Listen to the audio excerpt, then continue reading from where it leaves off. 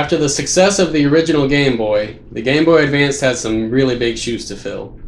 Unfortunately, we didn't have one until pretty much when the DS came out, so we're shortening our list to a top 5 because we didn't really get to experience what the Game Boy Advance had to offer. So here are our top 5 Game Boy Advance games.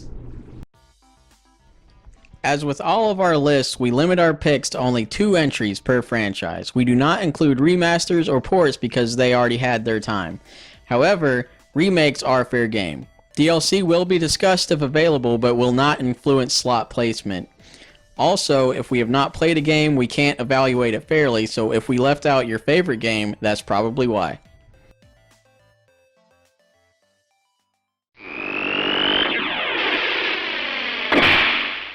Starting things off is one of my personal favorite games of that handheld generation, Mega Man Zero. We went ahead and lumped all 4 together because it's one continuous game. The story keeps going between one to the other. A lot of the same characters, and they're all just fun and difficult and awesome. And hard as crap. Yes. They took that cool robot that took down Vile in one shot and gave him his own game, because he's way cooler than Mega Man X. Well, I mean, that's what Inafune wanted anyway. Yeah. So he got to make the game he wanted to make when this was going to be the original Mega Man X. But it's just so awesome.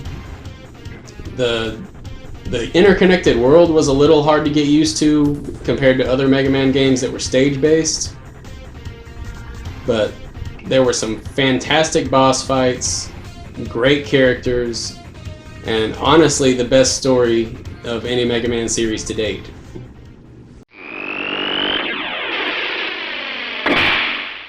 Now, I know everyone is thoroughly surprised a Pokemon game is on our top 5 list again, but Ruby, Sapphire, and Emerald are 3 great games with great stories that really just lived up to the... I mean, they had some big shoes to fill, much like the Game Boy Advance itself had, but they still gave solid adventures in their own right. I mean, they introduced Team Magma, Team Aqua, which was fun, had some good starters with Trico, Mudkip, and Torchic.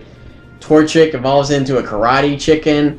Mudkip evolves into this horrifying, like, swamp beast thing. And, I mean, Trico gets, like, this Christmas tree tail, and it's just this cool-looking salamander. But I mean, you step in and stop the apocalypse, literally. Yeah, that was the first time that happened. That was my favorite thing about that one, was the 3 legendaries were great. Yeah. And it just, like, every Pokemon... It set the stage for every Pokemon game to have, like, outrageous stakes in the legendaries and plot of the whole game. But Pokemon Sapphire, Emerald, and Ruby were great games, had some more Pokemon, and it was just a whole lot more to love.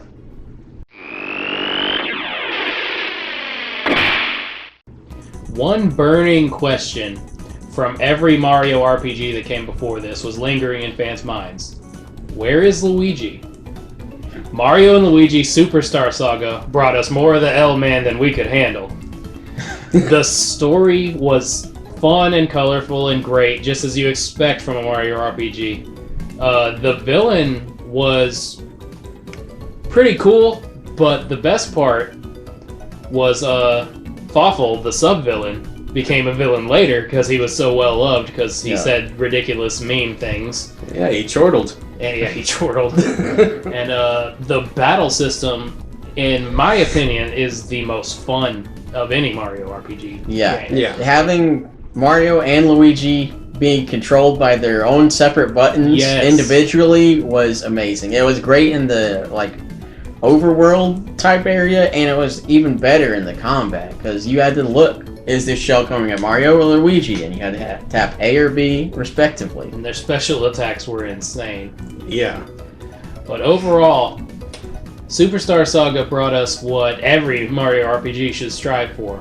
Fun story, great characters, and fantastic turn-based but also action-y combat. In keeping with the theme of the Game Boy Advance and following up some hefty shoes to fill, Metroid Fusion had a big case of this, trying to follow up Super Metroid. One of the most perfect games ever. I mean, Metroid Fusion had to live up to it, and it thoroughly succeeded. Metroid Fusion, although it got shrunken down to a smaller handheld experience, did not shrink down or leave out any of the exploration or action or the fun of the Metroid series. I mean, Samus basically reaps the consequences of her wiping out the Metroids in Metroid 2, because now the X-Parasite that the Chozo invented the Metroids for is running amok, and then they, get on Samus, and, this, that, and the third happens. Either way, Samus basically has to get infused with Metroid DNA to solve this new dilemma she's created, which is really cool. Samus gets this awesome fusion suit, and you end up actually creating a husk of Samus with the X-Parasite. It hunts you down. It has all your powers So from creepy. the end of Super Metroid. Oh. And you are weak to ice now because you're part Metroid. And this game had some awesome fights in it. It brought Omega Metroid back. Yeah, that thing's scary too. And then you just had to have this all-out crazy fight with this shape-shifting beast that was the Samus X-Parasite. But Metroid Fusion thoroughly surprised everybody because it was the biggest, most advanced handheld way to handle a Metroid.